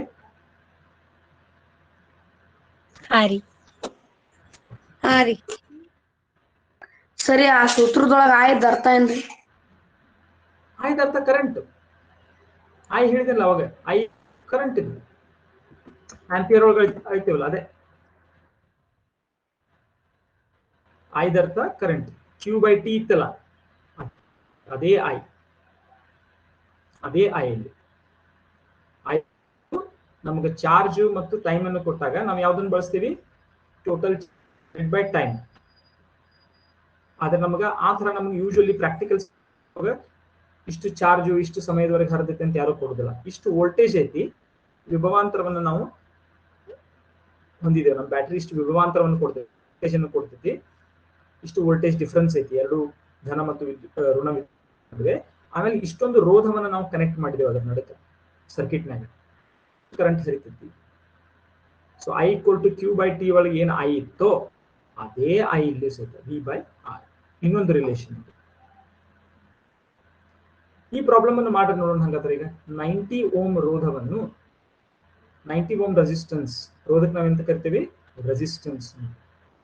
90 ohm resistance is connected to, ಆದಷ್ಟು ಇಂಗ್ಲಿಷ್ ಸರಿ ಓದಿ ಅರ್ಥ ಮಾಡ್ಕೊಳ್ಳೋಕೆ ಪ್ರಯತ್ನ ಮಾಡಿ. 90 resistance is connected to a 9-volt battery. How many electrons flow through this in 160 seconds? ಸರಿ, ನಾ ಹೇಳಿರಿ. ಹಾ ಹೇಳಿ. ಸರಿ ಹೌದಿ. ಅದಕ್ರಿ ನಾವ್ರಿ ಪೈಲ ಕರೆಂಟ್ ಕಂಡು ಹಿಡ್ಕೋಬೇಕ್ರಿ. ಕರೆಂಟ್ ಕಂಡು ಹಿಡಿಯೋದು ಫಾರ್ಮುಲಾ ಏನ್ರಿ? I = ವೋಲ್ಟೇಜ್ ಡಿವೈಡೆಡ್ ಬೈ ರೋಧ ರೀ. Very good. ಸೊ ಮೊದಲು ನಾವೇನ್ ಮಾಡ್ಕೊಳ್ಳೋಣ, ಒಂದೊಂದು ಮಾಡ್ಕೊಂತ ಹೋಗೋಣ. I = V/R ಅಂತಲ್ಲ. ಸೊ ಎಷ್ಟು ವಿದ್ಯುತ್ ಪ್ರತಿ ಸರ್ಕಿಟ್ನಾಗ ಅದನ್ನ ಕಂಡು ಹಿಡ್ಕೊಳ್ಳೋಣ. ಇಲ್ಲಿ ಕೊಟ್ಟಿದ್ದಾರೆ ಇವರು 9 ವೋಲ್ಟ್ ಬ್ಯಾಟ್ರಿ ಐತಿ, 1/10. ಅದಕ್ಕೆ 90 ಓಮ್ಸ್ ಅನ್ನ ಕನೆಕ್ಟ್ ಮಾಡಿದ್ರೆ ರೋಧ. ಸೊ ಎಷ್ಟಾಯ್ತು ಇದು? 1/10. 1/10. 0.01 0.1 ampere. ಆಂಪಿಯರ್ ಬಂತು. ಓಕೆ, ಈಗ ಸಂಪದ ಕಂಟಿನ್ಯೂ ಮಾಡು. ಇನ್ನೇನ್ ಮಾಡ್ಬೇಕು ನಾನು? ಅವ್ರು ಕೇಳಿದ್ದೆ ಎಷ್ಟು ಹರಿಯಾಕತ್ತ ಈಗ ಅವ್ರು ನಮಗ್ರಿ ಇಲೆಕ್ಟ್ರಾನ್ ಎಷ್ಟ್ ಅದಾವ ಅಂತ ಕೇಳ್ಯಾರಿ. ಇದಾವಲ್ಲ, ಎಷ್ಟು ಹರಿದಾವು? 160 ಸೆಕೆಂಡ್ ಎಷ್ಟು ಎಲೆಕ್ಟ್ರಾನ್ಗಳು? ಎಷ್ಟು ಎಲೆಕ್ಟ್ರಾನ್ಗಳು ಹರಿದಾವ ಅಂತ ಕೇಳ್ಯಾರಿ. ಅದಕ್ರಿ Q is equal to T into I. So ನಮ್ಗೇನ್ ಗೊತ್ತಿತ್ತು? ನಮಗ I ಇನ್ನೊಂದು ಗೊತ್ತಿತ್ತು ನಮ್ಗೆ. ಏನಂತ ಇನ್ನೊಂದು ಸಂಬಂಧ ಗೊತ್ತೈತಿ. ಏನು? ಎಷ್ಟು ಚಾರ್ಜ್ ಎಷ್ಟು ಸಮಯದಾಗ ಹರಿದಾವ ಪ್ರತಿ ಇದು ಗೊತ್ತೈತಿ. ಆದ್ದರಿಂದ Q equal to ಏನಾದ್ರು Q is equal to I T into I into T. So 0.1 in 160 seconds. ಇದು ನೋಡಿ, ಕರೆಕ್ಟ್ ಯೂನಿಟ್ಸ್ ಕರೆಕ್ಟ್ ಒಳಗಿದ್ದಾಗ ಇದು ಸಹಿತ SI ಮಾನದಲ್ಲೇ ಇರಬೇಕು. ಇದು ಸೆಕೆಂಡ್ಸ್ ಅಲ್ಲೇ ಇರಬೇಕು, ಮಿನಿಟ್ಸ್ ಅಲ್ಲಿ ತಾಸ. ಯಾಕಂದ್ರೆ ಇದೇನೈತಿ, ಕೂಲಮ್ಸ್ ಪರ್ ಸೆಕೆಂಡ್ ಐತಿ. ಇಂಟು ಸೆಕೆಂಡ್ಸ್ ಮಾಡಿದಾಗ ನಮಗೆ ಕೂಲಮ್. ಒಂದ್ ವೇಳೆ ಇದೇನಾದ್ರೂ 160 ಸೆಕೆಂಡ್ಸ್ ಬದಲಿ ಮಿನಿಟ್ಸ್ ಅಲ್ಲಿ ಕೊಟ್ಟಿದ್ರೆ ಡೈರೆಕ್ಟ್ ಆಗಿ ಈ ತರ ಟಿ ಅಲ್ಲಿ ಮಾಡಬಾರ್ದು. ಮೊದಲು ಏನ್ ಮಾಡ್ಕೋಬೇಕು? ಯಾವತ್ತು SI ಮಾನದಲ್ಲಿ ಪರಿವರ್ತನೆ ಕರೆಕ್ಟ್. ಸೊ ಇಷ್ಟು ಮಾಡಿದಾಗ ಎಷ್ಟಾಯ್ತು ನಮಗಿದು? ಸ್ಥಾನ ಹಿಂದೋಯ್ತು. 16 ಏನ್ ಬಂತು? ಇನ್ನು ಎಷ್ಟು ಕೂಲಂಬ್ಗಳು ಚಾರ್ಜ್ ಇಲ್ಲಿ ನಾವು ಉತ್ತರವನ್ನು ನಿಲ್ಲಿಸಬಹುದಾಗಿತ್ತು. ಆದ್ರೆ ಅವ್ರು ಏನ್ ಕೇಳಿದರು?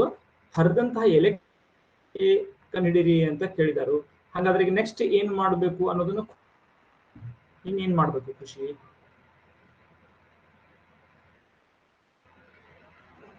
ಅಥವಾ ವಿಕಾಸ್ ಹೇಳ್ತಾನೆ ನೋಡೋಣ. ವಿಕಾಸ್, ಈಗ 16 ಕೂಲಂಬ್ಸ್ ಚಾರ್ಜ್ ಬಂತು.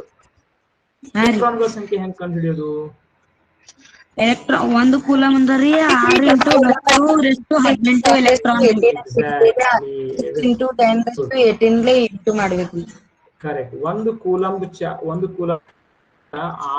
ಗುಣಾಕಾರ 10⁻18 ಎಲೆಕ್ಟ್ರಾನ್ಸ್ಗಳು ಆಗ್ತವೆ, ಹೌದಲ್ಲ?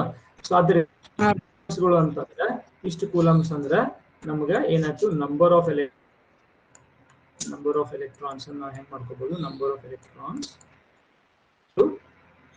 16 ಇಂಟು 10⁻18. ಸೊ ಎಷ್ಟಾಯ್ತು?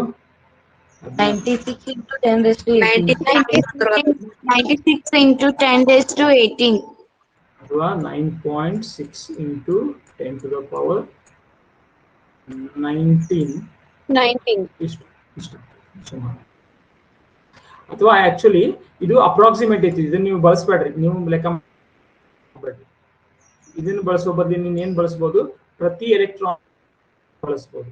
ಪ್ರತಿ ಎಲೆಕ್ಟ್ರಾನಿಗೆ ಎಷ್ಟು ಚಾರ್ಜ್ ಐತಿ? 1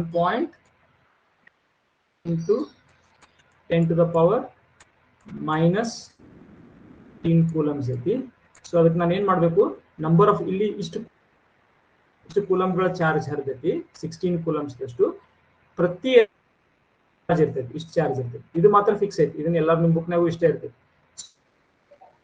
ಎಷ್ಟು ಹರಿದಾವು ಅಂತ ಮಾಡಕ್ ನಾನು ಏನ್ ಮಾಡ್ಬೇಕು? ಭಾಗಿಸ್ಬೇಕೀಗ. ಯಾಕಂದ್ರೆ 14 ಚಾರ್ಜ್ ಹರಿದೈತಿ. ಪ್ರತಿಯೊಂದು ಕಣದ ಚಾರ್ಜ್ ಎಷ್ಟೈತಿ? ಇಷ್ಟೈತಿ. ಹರಿದಾವು ಅನ್ನಕ್ ನಾನು ಏನ್ ಮಾಡ್ಬೇಕು? ಇದನ್ನ ಭಾಗಿಸ್ಬೇಕು. ಸೊ ಇದನ್ನ ಮಾಡ್ಬೋದು. 16 ಡಿವೈಡೆಡ್ ಬೈ ಪ್ರತಿ ಎಲೆಕ್ಟ್ರಾನಿನ ಚಾರ್ಜ್ 1.6 ಇಂಟು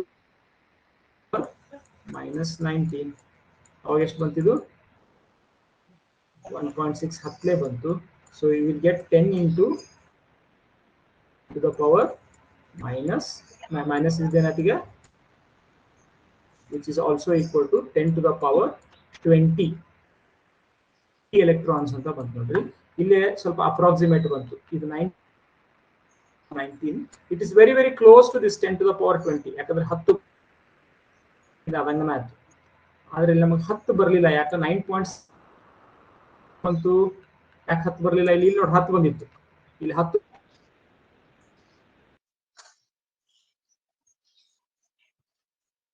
ಇಲ್ಲಿ ಮೊದಲ ನಾವಲ್ಲಿ 1.6 ಮಾಡ್ಕೊಂಡಿವಿ. ಎಕ್ಸಾಕ್ಟ್ ಅಲ್ಲ ಇದು, ಈ 6 ಏನೈತಲ್ಲ ಇದು ಎಕ್ಸಾಕ್ಟ್ ಪಾಯಿಂಟ್ ಸಮಥಿಂಗ್ ಬರ್ತೈತಿ. ಅದನ್ನ ನಾನು ಹೇಳಿಲ್ಲ ನಿಮ್ಗೆ, ಅದು ಹೇಳಿದ್ನಲ್ಲ ಈಗ approx. So 1 coulomb is not 6 into 10 to the power 18 electrons, but it something into 10 to the power 18 electrons. ಅದಕ್ಕಾಗಿ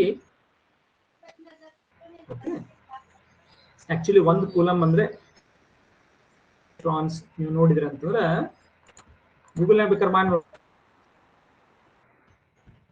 how many electrons, how many search ಮಾಡಿ ನೋಡಿ. 6 ಮೇಲೆ ಸ್ವಲ್ಪ ಬರ್ತದೆ.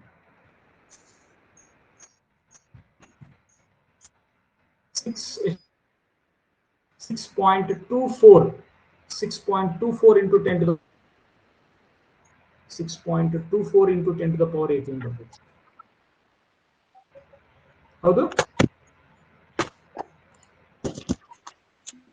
6.24 ಮತ್ತೆ ಬಾಟ್ 00 ಬರ್ತದೆ. ಅದೇ ಅದು 10 ಸೊ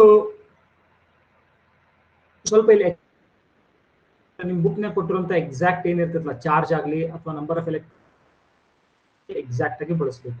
ಅವಾಗ ಏನಾಗ್ತೈತಿ ಅಕ್ಯುರೇಟ್ ಬರ್ತೈತಿ. ಯಾಕಂದ್ರೆ ನಿಮ್ಗೆ ಫೇಲ್ ಮಾಡಿ ನೋಡ್ರಿ I equal to V by R 9 volt by 90 ohms ಇದೆಲ್ಲ ಮಾಡಾಯ್ತು. ಸೊ 16 coulombs ಒಂದು ಎಲೆಕ್ಟ್ರಾನಿನ ಆವೇಶ 10 to the power 9 is 19. So 16 coulombs divided by 1.6 10 to the power 19 for 20 10 to the power 20 ಏನು ಯೂನಿಟ್ಸ್ ಇಲ್ಲ. ಯಾಕೆ ಇಷ್ಟು ನಂಬರ್ ಆಫ್ ಎಲೆಕ್ಟ್ರಾನ್ ಸಂಖ್ಯೆ, ಇದೊಂದು ಎಲೆಕ್ಟ್ರಾನ್ಗಳ ಸಂಖ್ಯೆ, ಇದಕ್ಕೆ ಯಾವುದೇ ಯೂನಿಟ್ ಇಲ್ಲ. ಓಕೆ, ಇಲ್ಲಿವರೆಗೆ ಎಲ್ಲ ಸ್ಪಷ್ಟ ಆಯ್ತು? ಹಾ ರೀ. ಏನಾದ್ರೂ ಡೌಟ್ಸ್ ಇದ್ರೆ ಕೇಳ್ಬೇಕಿಲ್ಲ. ಫಾಸ್ಟ್ ಆಯ್ತು. ಈಗ ನಮ್ದು ಓಮನ ಎಲ್ಲ ಆಯ್ತು, ರೋಧದ ಬಗ್ಗೆ ಆಯ್ತು, ವೋಲ್ಟೇಜ್ ಆಯ್ತು, ಎಲ್ಲ ಆಯ್ತು ನೋಡ್ರಿ, ವಿಷಯಗಳಾಗ್ಬಿಟ್ಟು. ಎಷ್ಟು ಸರಳ ಐತಿ, ಎಷ್ಟು ಎಂಜಾಯ್ ಮಾಡ್ಬೋದು ನೋಡ್ರಿ. ಈಗ ಅಸೈನ್ಮೆಂಟ್ ಕಳ್ಸಿನ್. ಹಾ ಕೇಳು ವಿಕಾಸ್. 1 ಅಂಪೈರ್ ಅಂದ್ರೆ 8 ಮಿಲಿ ಅಂಪೈರ್ ರೀ. ಮಿಲಿ ಅನ್ನೋದು ಏನ್ ಹೇಳ್ತೈತಿ, ಅಂಶ ಹೇಳ್ತೈತಿ. ಮಿಲಿಮೀಟರ್ಗಳು ಎಷ್ಟಾಗ್ತಾವ 1 ಮೀಟರ್ದಾಗ? 1000 ಆಗ್ತಾವ. ಒಂದು ಗ್ರಾಮದೊಳಗೆ 1000 ಮಿಲಿಗ್ರಾಮ್ ಆಗ್ತಾವ. ಅನ್ನೋದು ಯಾವತ್ತು 1/1000 ಹೇಳ್ತೈತಿ. ಸೊ ಆಂಪಿಯರ್ 1 ಮಿಲಿ ಆಂಪಿಯರ್ ಅಂದ್ರೆ ಏನು? 1/1000 ಆಂಪಿಯರ್. 10 ಘಾತ -3 ಆಂಪಿಯರ್. ಈ ಮೂಲಮಾನಗಳೊಳಗ ನಿಮಗೊಂದು ಕೆಲವೊಂದು ಯೂನಿಟ್ ಹೇಳ್ತೀನಿ. ಬ್ಲಾಂಕ್ ಸ್ಲೈಡ್ ನಿಮಗೆ ಹೇಳ್ತೇನೆ ಮೂಲಮಾನಗಳು ಹೆಂಗಿರ್ತೈತಿ ನೋಡಿ. ಈಗ ನಿಮಗೆ ಮೀಟರ್ದು ತಗೋತೇನೆ ನಾನು, ನೋಡಿ. ಈಗ ಸೊ 1 ಮೀಟರ್ ಐತಿ ಅಂತ ತಿಳ್ಕೊಳ್ಳಿ. 1 ಮೀಟರ್. ಆಮೇಲೆ ಇದು 1000 ಆಯ್ತಪ್ಪ. 1000 ಮೀಟರ್ಗೆ ಏನಾಯ್ತು? 1000 ಮೀಟರ್ಗೆ ಏನ್ ಯೂಸ್ ಮಾಡ್ತೇವೆ ನಾವು? ಕಿಲೋ.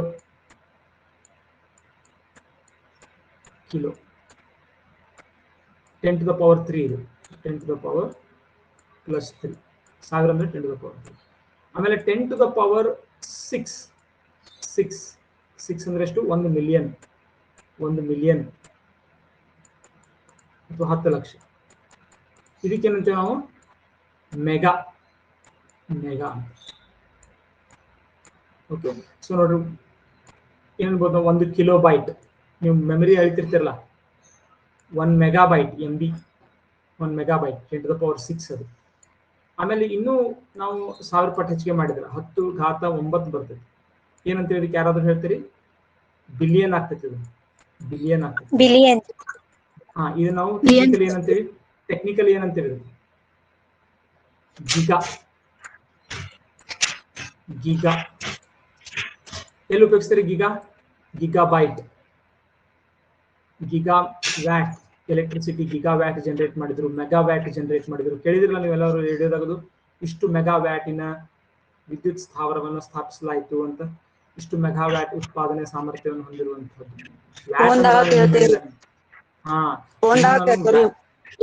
Mega correct. MB ಇದು ಮೆಗಾಬೈಟ್, ಇದು ಗಿಗಾಬೈಟ್, ಇದು GB. ಇದು MB. ಸ್ಪೀಡ್ ಹೇಳ್ತೇವೆ ನೋಡಿ, ಸ್ಪೀಡ್ ನೆಟ್ವರ್ಕ್ ಸ್ಪೀಡ್. ಇದೇನು KB ದಾಗ ಸ್ಪೀಡ್ ಏನ್ ಮಾಡೋದ್ರಿ, KB ಕಿಲೋಬೈಟ್. ಆಮೇಲೆ ಇದನ್ನ ಕೆಳಗೆ ಹೋಗೋನಿ, ಈ ಒಂದು ಮೀಟರ್ ಕಿಂತ ಕೆಳಗಡೆ ಹೋಗೋನಿ. ಕೆಳಗಡೆ ಹೋದ್ರೆ 10 ಘಾತ -3 ಮೀಟರ್. 10 ಘಾತ -3 ಅಂದ್ರೆ ಎಷ್ಟು? 0.001 ಮೀಟರ್ ಇತ್ತು. ಇದಕ್ಕೇನಂತ ಗೊತ್ತೈತಿ? ಮಿಲಿ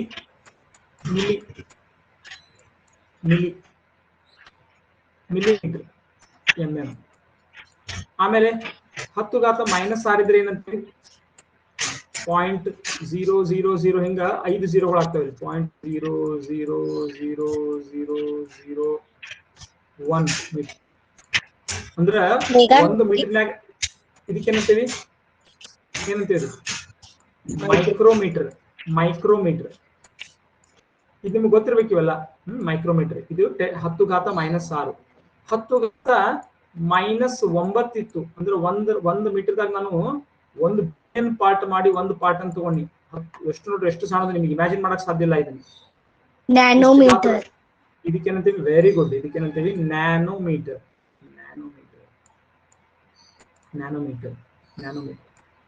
ಕಣ್ಣಿಗೆ ಕಾಣಿಸುವಂತ ಸ್ಕೇಲ್ನಾಗ ಇಲ್ಲ, ಇದು ಬಹಳ ಕೆಳಗೆ ಹೋಯ್ತಿದೆ. ಕಣ್ಣಿಗೆ ಕಾಣುವ ಸ್ಕೇಲ್ ಅನ್ನು ಬಿಟ್ಟು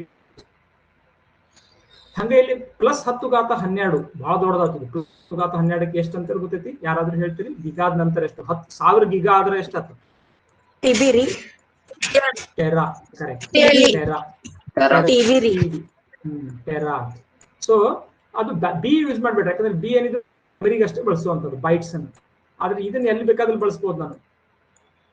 Terra is 10 to the power 12, giga is 10 to the power 9, mega is 10 to the power 6, kilo is 10 to the power 3. ಇನ್ಮೇಲೆ ನೀವು ಪವರ್ 6 ಸ್ವಲ್ಪ ಯೂಸ್ ಟು ಆಗ್ಬೇಕು. ಬರೀ 1000, ಲಕ್ಷ ಹಿಂಗ್ ಬಿಟ್ಟು ಅದನ್ನ ಹೆಂಗ್ ಹೇಳ್ಕೊತ ಹೋಗೋಣ? ಲಕ್ಷ, 10 ಲಕ್ಷ, ಕೋಟಿ ಈ ಕಡೆ ಹಿಂಗ್ ಅನ್ಬೋದು. ಇನ್ನೊಬ್ರು ಪಾಶ್ಚಾತ್ಯರು ಏನ್ ಅನ್ಬೋದು? ಮಿಲಿಯನ್, ಬಿಲಿಯನ್ ಹಿಂಗ್ ಬಳಸ್ಬೋದು. ಬಿಟ್ಟು ಘಾತಾಂಕ ವಿಜ್ಞಾನಿಗಳು ಹೆಂಗ್ ಬಳಸ್ತಾರ? ಈ ಘಾತಾಂಕವನ್ನು ಬಳಸ್ತಾರ. ಸೊ ದೊಡ್ಡ ದೊಡ್ಡ ಸಂಖ್ಯೆಗಳು ಅಥವಾ ಅತ್ಯಂತ ಸಣ್ಣ ಸಂಖ್ಯೆಗಳನ್ನ, ಅತ್ಯಂತ ದೊಡ್ಡ ಸಂಖ್ಯೆಗಳನ್ನ ಘಾತಾಂಕ ರೂಪದಲ್ಲಿ ಬಹಳ ಈಸಿಯಾಗಿ ಹೇಳ್ಬೋದು. ಸೊ 3 ಅಂದ್ರೆ 1000. ಇದಕ್ಕೇನಂತೀವಿ? ಕಿಲೋ. 10 ಘಾತ 6 ದಶ ಮೆಗಾ ಅಂತೀವಿ. 10 ಘಾತ 9 ಶತಕೋಟಿ ಆಗ್ತದೆ ನಮ್ಮ ಇದ್ರೊಳಗೆ. ಅದನ್ನ ಹಂಗ ನೀವು ನೆನ್ಪಿಟ್ಕೋಬೇಡ್ರಿ. 10 ಘಾತ 9 1000 ಪಟ್ಟು ಹೆಚ್ಚಾಗತ್ತೆ ನೋಡ್ರಿ. 10 ಘಾತ 3ರಿಂದ 1000 10 ಘಾತ 6, ಅದ್ರ 1000 ಪಟ್ಟ ಆದ್ರೆ 10 ಘಾತ 9, ಅದ್ರ 1000 ಪಟ್ಟ ಆದ್ರೆ 10 ಘಾತ 12. 1 ಮೀಟರ್ಗಿಂತ 1000 ಪಟ್ಟ ಕಡಿಮೆ ಆದ್ರೂ 1/1000 ಆದ್ರೆ 10 to the power -3. ಅದ್ರ ಮತ್ತೆ ಇನ್ನೂ 1000 ಅದ್ರ 1000 ಭಾಗ ಮಾಡಿದ್ರೆ 10 to the power -6. ಅದ್ರ ಪ್ರತಿ ಭಾಗದೊಳಗೆ ಮತ್ತೆ ಇನ್ನು ಮಾಡಿದ್ರೆ 10 to the power -9. ಅದ್ರೊಳಗೆ ಇನ್ನೂ ಒಂದೊಂದು ಭಾಗದೊಳಗೆ ಮತ್ತೆ ಇನ್ನು ನಾವು 1000 ಭಾಗ ಮಾಡಿದ್ರೆ 10 to the power -12. -12 ಯಾವ ಶಬ್ದ ಐತಿ ಗೊತ್ತೈತಿ? ನ್ಯಾನೋ. ಒಂದು ನ್ಯಾನೋದೊಳಗೆ 1000 ಭಾಗ ಮಾಡಿದ್ರೆ ಎಷ್ಟು ಆಕೈತಿ ವರ್ಷ? ಒಂದು ನ್ಯಾನೋ ಪಾರ್ಟ್ನಾಗ 1000 ಭಾಗ ಮಾಡೋದು ಸಾಧ್ಯನೇ ಇಲ್ಲ. ಇದಕ್ಕೆ ಏನ್ ಹೆಸರು ಕೊಡ್ತಾರೆ ಮತ್ತೆ ಯಾರಿಗಾದ್ರು?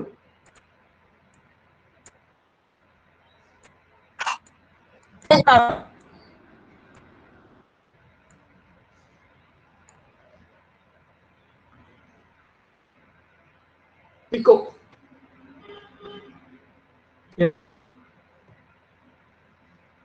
ಪಿಕೋ.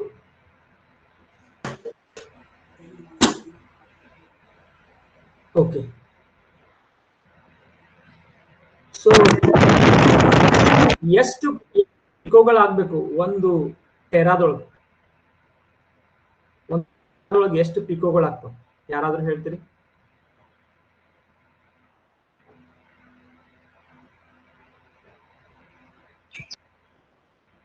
ಹೋಗ್ಲಿ, 1 ಮೀಟರ್ದೊಳಗೆ ಎಷ್ಟು ಪಿಕೋಮೀಟರ್ ಆಗ್ತವೆ? 1 ಮೀಟರ್ ಆಗ್ಬೇಕಾದ್ರೆ ಎಷ್ಟು ಪಿಕೋ?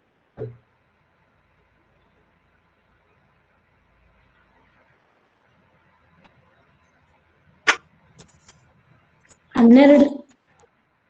ಬರೀ 12 ಪಿಕೋ. ಬರೀ 12. 10 ಘಾತ 12.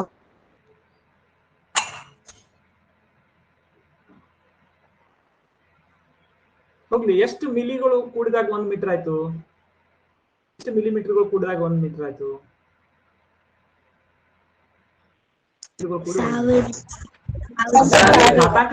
ಘಾತಾಂಕದಲ್ಲಿ ಹೇಳ್ರಿ.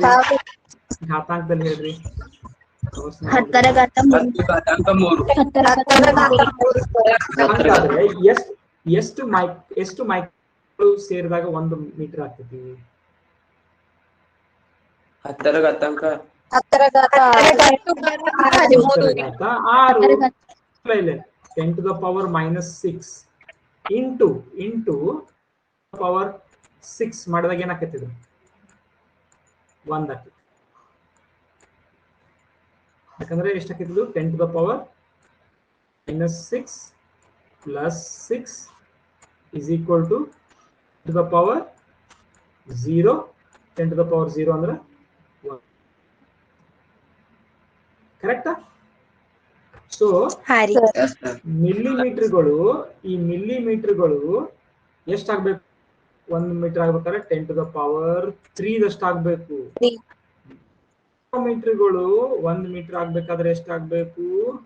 10 to the power 6 ಪಿಕೋಗಳು, ನ್ಯಾನೋಮೀಟರ್ಗಳು 1 ಮೀಟರ್ ಆಗ್ತೈತಿ. 10 to the power 9. ಎಷ್ಟು ಪಿಕೋ 1 ಮೀಟರ್ ಆಗ್ತೈತಿ? 10 to the power 12 ಪಿಕೋಸ್. ಅದು ಅಂದ್ರೆ ನಾನೇನ್ ಕೇಳಿದ್ನಿ, 1 ಟೆರಾದಾಗ ಎಷ್ಟು ಪಿಕೋ ಅಂತ. 1 ಟೆರಾದಾಗ ಎಷ್ಟು ಪಿಕೋಗಳು ಆಗ್ತಾವು?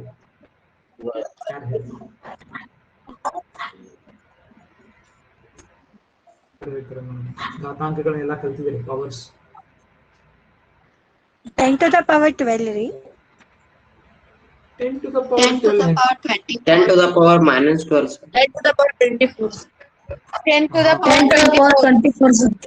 10 to the power 24 ಪಿಕೋಗಳ 10 ಘಾತ 24 ಪಿಕೋಗಳಾದಾಗ 1 ಟೆರಾ ಆಗ್ತೈತಿ.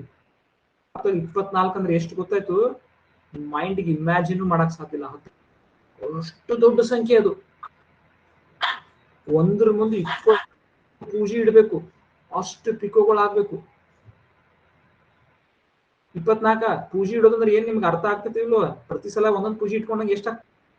ಅದ್ರ ಪರಿಮಾಣ 10 ಪಟ್ಟು ಜಾಸ್ತಿ ಆಗ್ತಾ ಹೋಗ್ತೈತಿ. 10 ಅಂದ್ರೆ ಸಾಮಾನ್ಯ ಅಲ್ಲ, ಬಹಳ ದೊಡ್ಡ ಸಂಖ್ಯೆ ಅದು.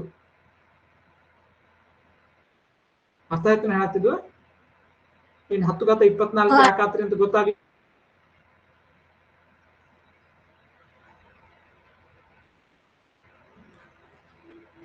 ಏನ್ ಮಾಡ್ಬೇಕು? ನಾನು ಹೆಂಗ್ ಬಂತಿದ್ದು? 10 ಘಾತ 12 ಇಷ್ಟಾದ್ರೆ 1 ಟೆರಾ ಆಗ್ತೈತಿ. ಹೌದಲ್ಲ? ಇಷ್ಟು ಮೀಟರ್ ಆದ್ರೆ ಪ್ರತಿ ಮೀಟರ್ದೊಳಗ ಎಷ್ಟು ಪಿಕೋಗಳಾಗಕತ್ತಿದಾವು? -. ಆಮೇಲೆ ಎಷ್ಟು ಪಿಕೋಗಳಾಗ್ತಾವು ಇದ್ರೊಳಗ? ನಾಲ್ಕು ಇದನ್ನು ಭಾಗಿಸ್ಬೇಕು. ಸೊ ಅವಾಗ ಎಷ್ಟು ಆಗ್ತದೆ? 10 ಘಾತ 12 -12 ಅದು ಈಕ್ವಲ್ ಟು 10 ಘಾತ ಪ್ಲಸ್ 24. ನೋಡ್ರಿ ಗಣಿತ ಹೆಂಗೈತಿ, ಎಲ್ಲ ಕಡೆ ಹೆಲ್ಪ್ ಆಗ್ತದೆ ಅನ್ನೋದು. 10 to the 4 picos will make 1 tera. ಯಾವುದು ಸಣ್ಣದು ಯಾವುದು ದೊಡ್ಡದು ಅರ್ಥ ಆಗತ್ತೆ ನಿಮ್ಗ? ಎಷ್ಟು ಸಣ್ಣ ವಿಷಯಗಳು, ಎಷ್ಟು ಸಣ್ಣ ಪರಿಮಾಣಗಳು ನಾವು ಮೆಜರ್ ಮಾಡ್ಕೊಂತ ಹೋಗ್ಬೋದು, ಎಷ್ಟು ದೊಡ್ಡ ನಾವು ಬರ್ಕೊಂತ ಹೋಗ್ಬೋದು ಈ ಘಾತಾಂಕದಿಂದ. ಗೊತ್ತಾಗತ್ತೆ ನಿಮ್ಗ? Yes sir. ಓಕೆ, ಈ ಘಾತಾಂಕಗಳು ನಿಮ್ಗೆ ಬಾಳ್ ಬೇಕು. ಇನ್ಮೇಲೆ ಘಾತಾಂಕಗಳು ಬಹಳ ಬಹಳ ಬಹಳ ಬೇಕಾಗ್ತಾವು. ಅದಕ್ಕೆ ಇದ್ರ ಜೊತೆಗೆ ಸ್ವಲ್ಪ ಕಂಫರ್ಟ್ ಫೀಲ್ ಬರ್ಬೇಕು ನಿಮಗೆ. ಈ ಘಾತಾಂಕ ಅವ್ನ ಘಾತಾಂಕ ರೂಪದಲ್ಲಿ ಬರೆಯೋದು ಬಹಳ ಕಂಫರ್ಟಬಲ್ ಆಗ್ಬೇಕು ನಿಮ್ಗೆ.